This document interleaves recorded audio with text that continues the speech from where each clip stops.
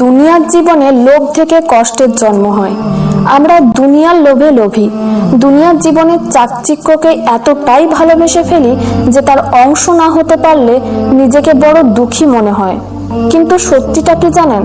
সত্য হলো আমরা দুনিয়াবাসীরা আসলে মহাবিশ্বের সবকিছুর মধ্যে সবচেয়ে সুখী। আমাদের আসলে কোনো দুঃখ নেই। আসলে দুঃখী হলো কবরবাসী জাহান্নামীরা, যারা অন্তরের দিক থেকে অসুখী। তারা অনবরত আফসোস করে যাচ্ছে, কারণ দুনিয়ার সময়কে তারা কাজে লাগায়নি। তারা দৈহিক যন্ত্রণা ভোগ করছে। সবচেয়ে দুঃখী হলো জাহান্নামবাসীরা, চিরস্থায়ী দুঃখীরা। আল্লাহ রাব্বুল আলামিন বলেন, আমি কি তোমাদের এমন লোকেদের কথা বলবো যারা আমলের দিক থেকে সবচেয়ে বেশি ক্ষতিগ্রস্ত?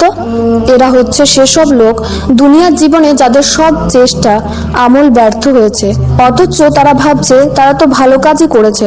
সূরা কাহাফ আয়াত 103-104। পৃথিবীর আগুনে পুড়ে যাওয়া ব্যক্তি প্রথমে অজ্ঞান হয়ে পড়ে। অচেতন অবস্থায় তার দেহ আগুনে পুড়ে যায়। সে ওই যন্ত্রণা টের পায় না। আর কবরবাসীদের আগুনে কোনো মৃত্যু নেই।